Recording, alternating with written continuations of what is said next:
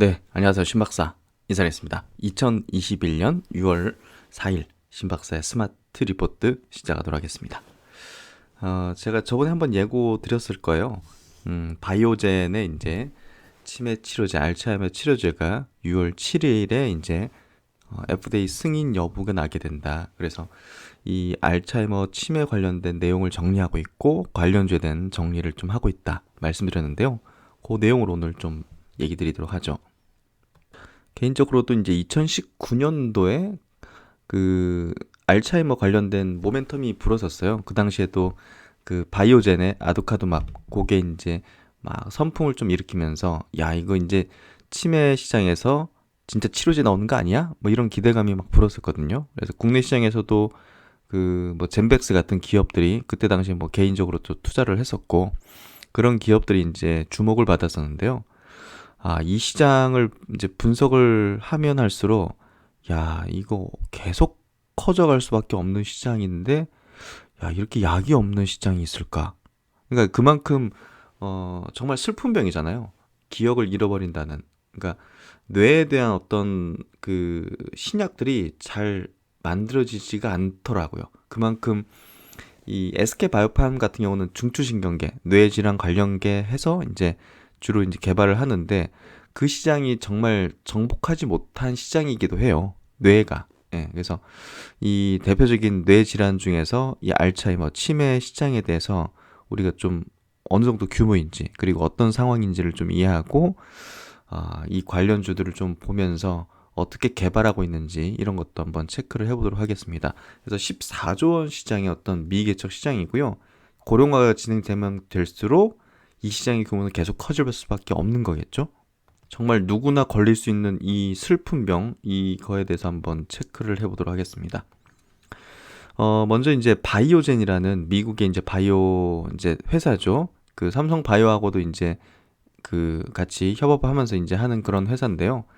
아두카무맙이라는 이 알츠하이머 치료제를 굉장히 오랜 기간 임상을 진행했고 엄청난 자금을 조단이 넘는 자금을 투자를 했죠. 그만큼 이 위개척 알츠하이머 시장에서 신약을 만들겠다는 이 빅팜들의 어떤 노력과 의지는 굉장히 강했었는데요. 근데 정말 거의 다 실패했죠. 예. 진짜 조단이 들여가지고 했는데 삼상에서 막 미끄러지고 뭐 이런 기업들이 많았어요. 그래서 바이오젠이 정말 그 중에서 예, 정말 데이터가 나오기 힘든 분야에서 그래도 어느 정도 희망의 신랄 같은 어떤 그런 부분들이 나왔기 때문에 FDA의 승인 가능성에 대해서 좀 얘기하는 측이 좀 있는데요. 이 바이오젠의 아두카법은 한 번은 실패했다고 선언을 했었어요. 근데 다시 이제 그 임상 데이터를 분석을 해보니까 아니다. 추가적인 어떤 임상 재료하고 이제 합해가지고 보니까 이거 이제 통계적 유효성이 있다. 그러니까 근본적인 치료로 제로서의 어떤 효능이 있다. 이렇게 좀 다시금 재발표를 하면서 FDA 이제 승인 절차를 밟고 있는 거거든요. 근데 이제 그 FDA 자문위원회에서 비승인 권고를 좀 받았거든요. 그래서 야, 이 의견이 굉장히 갈리는데 어쨌든 계속 미충족 의료 수요가 가장 강력한 분야 중에 하나임에도 불구하고 약이 없기 때문에 그런 부분에서 FDA 입장에서 그냥 어느 정도 가능성 보이는 그래도 뭐 부작용 심하지 않고 어느 정도 효능만 있는 게 보이면 그냥 승인 내줘야 되는 거 아니냐 이런 의견들도 굉장히 있거든요. 그래서 6월 7일 날 어떻게 될지 모릅니다. 근데 혹여라도 이제 진짜 FDA 승인을 받게 된다면 바이오 역사상 굉장히 임팩트가 큰 호재가 터지는 거라 보시면 될 것 같아요. 예. 그리고 바이오젠의 주가는 승인 터지면 최소 50% 이상 급등할 가능성이 높다고 봐요. 예. 그만큼 이 시장의 그 파급력은 굉장히 크다. 이렇게 좀 이해를 하시면 될 것 같고요. 거기에 따라서 이제 국내 관련 기업들도 그러니까 알츠하이머 치매 관련된 임상을 하고 있는 그런 기업들도 주목을 받을 것이다. 그렇게 좀 이해하시면 될 것 같고, 그러니까 이제 바이오젠이 만들고 있는 알츠하이머 치료제의 어떤 원리, 기전하고 같은 방식으로 하는 기업들이 보다 더 주목을 받겠죠. 음. 그래서 이제 FDA의 승인을 위해서 조금 압박하는 그런 어떤 작전을 펴는 것 같아요. FDA 자문위에서 이제 부정적인 의견을 했음에도 불구하고 캐나다, 호주 등에 허가 신청을 하고 있고 스위스 공장에서는 생산을 지원할 것이다. 뭐 이렇게 발표를 하면서 보다 더 이제 압박을 하는 그런 것 같은데요. 아스코 그리고 바이오 US 개최 이후 새로운 이슈가 없는 6월에 글로벌 제약 바이오의 가장 큰 관심은 바이오젠의 치매 치료제 아누카누밥에 대한 미국 FDA 승인 여부입니다. 아두카누밥은 알츠하이머 원인으로 지목되는 이 베타 아밀로이드, 뇌에 쌓이는 어떤 단백질류라고 보시면 돼요. 그래서 이게 막 쌓이고 커지면서 뇌신경을 압박하고 뇌신경을 소실하게 만들어가지고 기억을 잃게 만드는 게 이제 지금 알츠하이머 어떤 원인으로 지목되기도 하는데요. 이게 원인인지 뭐 결과로서 이제 그렇게 형성된 단백질인데 그거에 대해서는 의견이 있지만 뭐 가설입니다. 그래서 예. 그래서 이제 이 어찌됐든 이게 있으니까 이거를 제거해서 치매를 치료하자 이런 원리로 접근해 가지고 가설을 접근해 가지고 이렇게 만든 치료제예요. 그래서 이 베타 아밀로이드라는 단백질을 제거하는 항체 치료제입니다. 바이오젠은 지난 2019년 10월 아두카누밥 개발 재개를 선언하고 지난해 말 임상 3상에서 일부 유의미한 결과를 도출해 FDA에 보완 자료를 제출한 상태입니다. 일본 회사랑 같이 하고 있습니다. 네. 원래 바이오젠은 1647명의 피험자가 참여한 임상 3상 인게이지에서 1차 종료점 결과 발표 당시 실패를 공식적으로 이제 발표를 했었어요, 사실. 통계적 유효성이 없어서 그랬어요. 그러나 임상 중단 결정 후 기존 1784명의 데이터와 6개월 동안 추가된 환자, 이게 이제 컸던 것 같아요. 추가된 환자 278명의 데이터를 종합적으로 분석해서 일부 고용량 군에서 유의미한 개선을 입증했다고 주장한 바가 있다.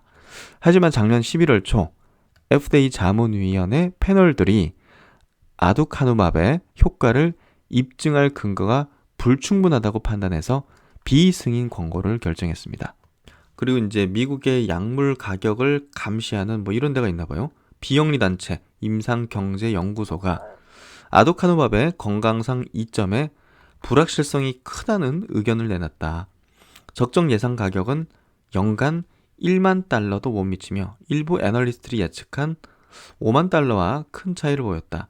만약 아두카누밥이 승인을 받으면 미국에서 1인당 연간 2만 달러에서 5만 달러에 이르는 비용을 지불하면서 약 200만 명의 이 약의 처방권에 들어오게 된다. 그래서 굉장한 200만 명입니다. 200만 명. 그래서 여기는 이제 약물 가격을 감시하는 비영리 단체라고 보면 뭐 당연히 이제 약가를 낮게 이렇게 제시하는 근거들을 찾고 이렇게 막 주장하겠죠. 그래서 연간 2,500에서 8,000달러 정도의 가격, 뭐 300에서 한 900만 원 정도, 한 1,000만 원 가까이 되는 정도의 어떤 가격으로 비용 효과성을 낮게 측정했다. 이 때문에 업계에서는 아두카누밥이 미국에서 승인을 받아도 적응증이 축소될 것으로 예측을 하고 있다. 하지만 이제 바이오젠은 상당히 좀 뭐랄까 자신 있는 것 같아요. 6월 7일 결정되는 FDA 승인 여부와 관계없이 뭐 FDA 승인 안 해주면 우리는 유럽과 일본에서 승인 받아서 팔 거야. 네, 이런 거죠 결국은. 그러니까 여기서 승인 떨어지면 FDA가 과연 이거 승인 안 할 수 있겠는가 이 얘기하는 거거든요. 그래서 치매 분야가 이제 유럽 고령화 인구가 많잖아요. 유럽, 일본. 그래서 이쪽 시장도 굉장히 크거든요. 이제 미국이 제일 크긴 하지만 여기도 무시 못하는 굉장히 큰 시장이기 때문에 유럽하고 일본 같은 여기 캐나다 같은데 이런 국가 이제 고령화가 좀 있는 그런 국가에서 승인하게 되면 사실 FDA 입장에서는 압박을 오히려 받게 될 겁니다. 그래서 이제 이런 지역에 아두카누밥 허가 신청서를 제출하면서 미국 FDA를 장외 압박했다. 또 바이오젠은 스위스 보건당국으로부터 이 제조 시설에 대한 GMP 인증을 받았다고 발표했다. 그래서 이거 뭐 다 세팅된 것 같아요. 네. 회사 측은 이 제조 시설이 500여 명 이상의 직원을 갖춘 고도로 현대화된 시설로 향후 대규모 바이오 의약품 생산을 가능하게 할 것이라며 향후 자사가 보유한 치매 신약 물질인 아두카누맙과 레카네맙을 제조를 지원할 것이라고 했다. 그래서 이제 바이오젠의 대표가 최근 이제 1분기 실적 발표에서도 압박을 했네요. 미국에서 아두카누맙을 출시할 준비가 돼 있다. 승인이 되면 아두카누맙은 알츠하이머병 비용을 의미 있게 변화시키는 최초의 치료법이 될 것이며 상당한 성장과 가치 창출 기회를 나타낼 것이다. 하면서 아까 비영리 단체의 어떤 적정가 예상에 반기를 들었다. 어쨌든 주요 외신들은요, 미국 출시를 기정사실화한 것은 FDA 승인을 위한 공세적인 행동으로 평가하고 있다. 그래서 이제 6월 7일이 굉장히 저도 월요일이거든요. 예, 되게 좀 기대가 되는데요. 사실 이게 승인 받고 안 받고를 떠나서 승인 안 받아도 관련주에 대한 관심은 있을 것 같아요, 당연히. 예, 저기 승인 안 떨어졌어? 그러면 다른 어떤 대안으로서 개발하고 있는 그런 기업에 대한 관심?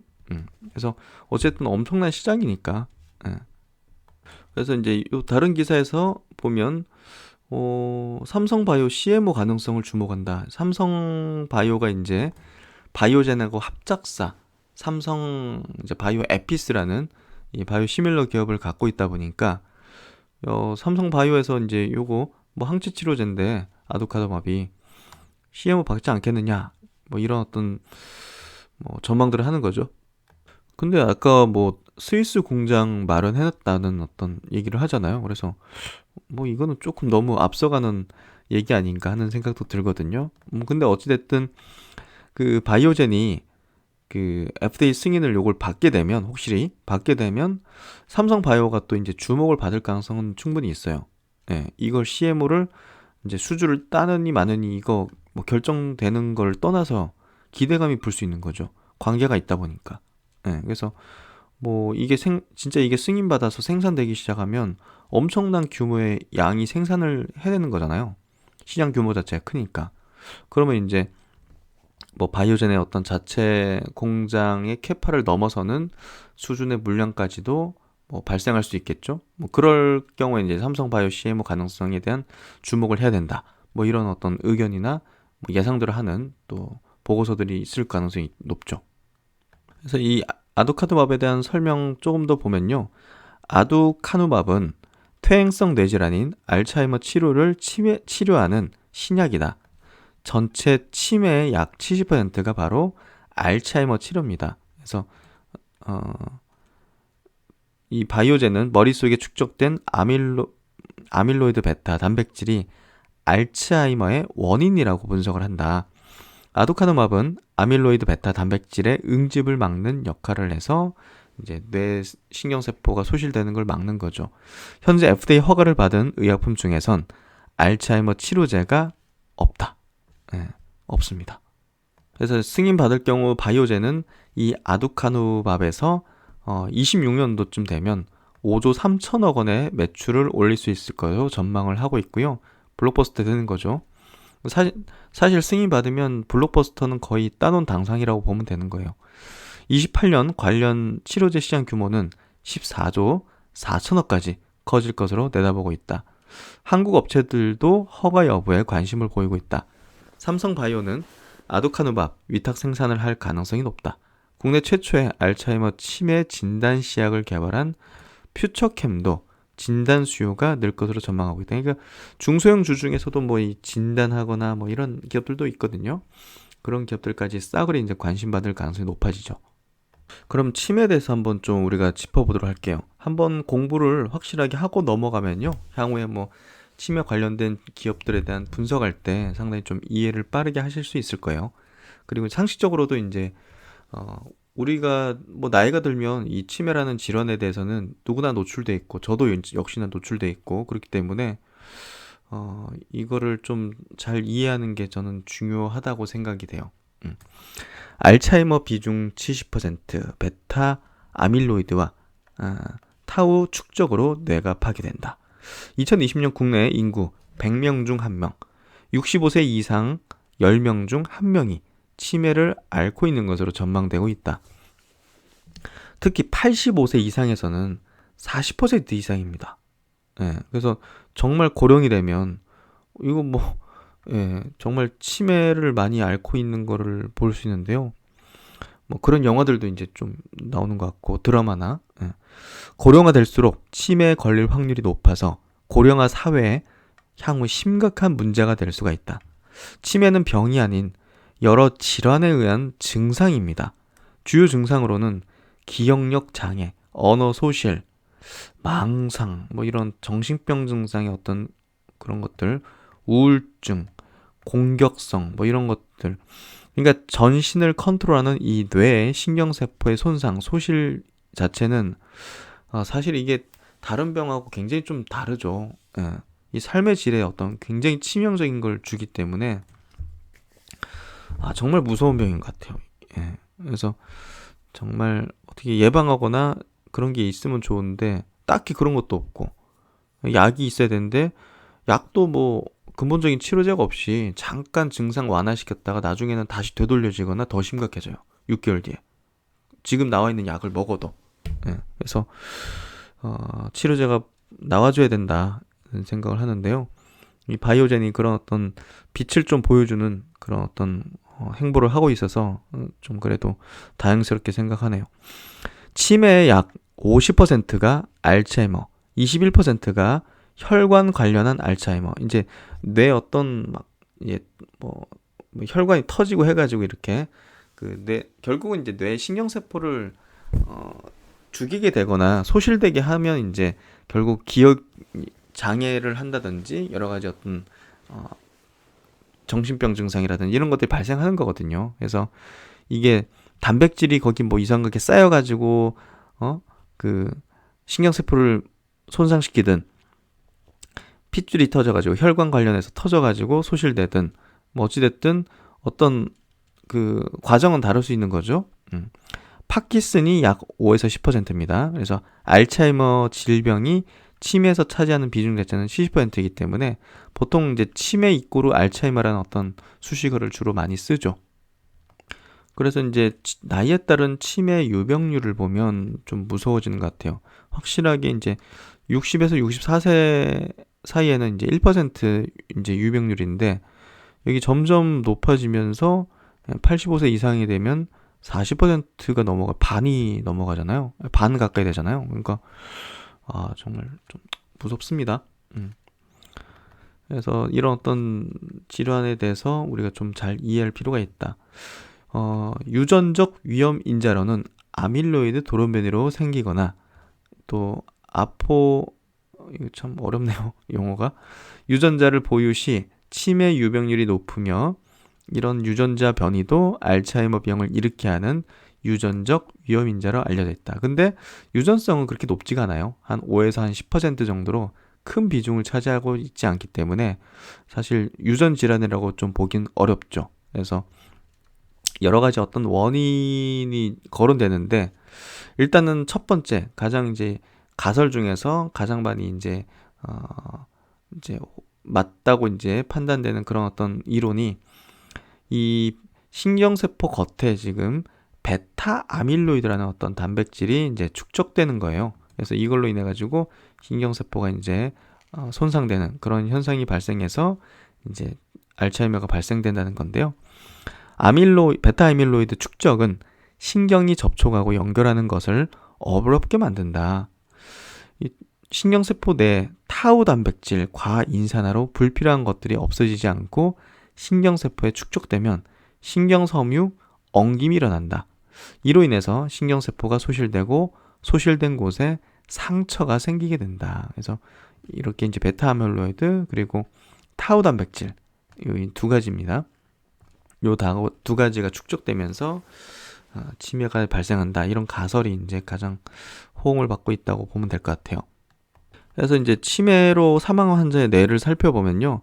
뇌가 상당히 위축이 돼 있고 이 베타 아밀로이드가 축적되어 있음을 확인할 수 있는데요. 기억력 장애로 치매 소견을 보이는 단계가 되면요. 이미 이제 이 단백질이 뭐 이미 이제 많이 축적돼 버려서 뇌가 파괴된 상태이기 때문에 이게 이제 치료가 어려운 이유 중에 하나라고 합니다. 그래서 이제 알츠하이머는 유전성은 좀 낮은 어떤 질환이다 보시면 될 것 같고, 정상인의 뇌가 이제 1200에서 1500g 정도 이렇게 돼 있는데, 알츠하이머 환자의 뇌는 여기 막 단백질이 이렇게 축적돼 가지고 뇌가 이렇게 위축돼 있는 거예요. 그래서 900g 정도밖에 안 된다고 합니다. 그래서 이렇게 비교를 해보니까 확실하게 좀, 이게 문제구나.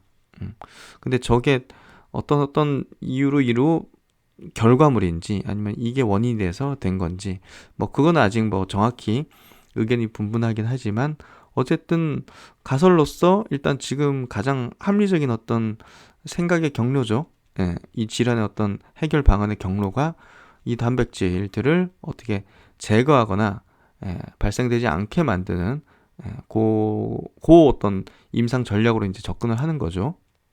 그래서 이제 알츠하이머 유봉 환자 수는요, 지금 2천만 명 이렇게 좀 넘는 수준으로 좀 알려져 있는데, 전 세계 연평균 29%로 26년도까지 이제 유병 환자가 늘어날 걸로 전망이 되고 있고요.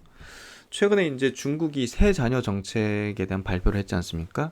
그게 뭐겠어요? 지금 인구가 줄어든다는 거고, 중국도 고령화가 굉장히 급속도로 진행이 되고 있거든요.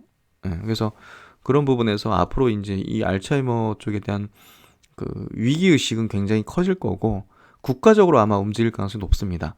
이거는 사회적인 비용이 굉장히 많이 드는 그런 질환이기 때문에, 뭐 부모님이 이제 알츠하이머 치매다 그러면 이거 막 온 가족이 이제 붙어야 되고, 이게 그러므로 해가지고 이제 사회적인 어떤 문제가 이제 되는 그런 질환이거든요. 그래서 그런 부분에서 국가가 움직이고, 뭐 문재인 정부도 이제 그 치매 국가 책임제 뭐 이런 것들을 이제 폈잖아요. 그게 이제 사회적인 문제로 발전하기 때문에 이 질환에 대해서는, 치매라는 알츠하이머라는 질환에 대해서는 다른 질환하고는 좀 다르게 접근한 거죠. 정부 쪽에서도.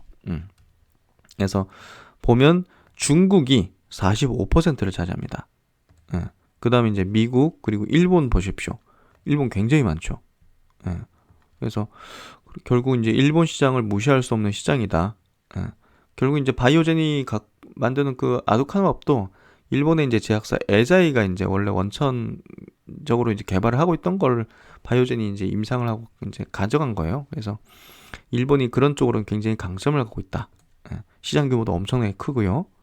그래서 환자 수도 이렇게 미국과 대등한 수준, 그렇게 좀 보시면 될 것 같고, 그 밑으로는 이제 유럽 5개국이죠. 독일, 이탈리아, 프랑스, 스페인, 영국. 역시나 이제 유럽이 고령화 심각하니까. 그래서 이런 국가에 이제 유병률이 높고 환자 수가 많다. 이렇게 좀 이해하시면 될 것 같고요. 그러면 이제 지금 치매 환자들이 먹는 그 약들은 뭐냐? 뭐 치료를 해주는 게 아니라 그러면 어떤 거냐? 뭐 그렇게 좀 우리가 생각해 볼 수 있잖아요. 그래서 뭐 셀트론과 뭐 아이큐어가 이제 도네페질이라는 이제 치매 약을 또 패치 형태로 만드는 그런 어떤 임상들을 하고 있는데, 뭐 그건 뭐냐, 이런 어떤 질문을 할 수 있는데, 그런 약들은요, 이 진행을 좀 잠시 뭐 늦추는, 호전시켜주는 그런 역할만 해주는 그런 원리를 바탕으로 한 약이에요. 그래서 이게 이제 현재 아세틸콜린 분해 효소 억제제가 이제 주로 지금 알츠하이머 치료제로 쓰이고 있는데, 이게 간단하게 그렇게 보시면 될 것 같아요. 그 시냅스 간극이 저하된 것을 아세틸콜린 농도를 높여서 부족한 신경 전달 물질을 올려주는 기전이다. 이 뭐 신경 세포가 이제 뉴런이라고 부르잖아요.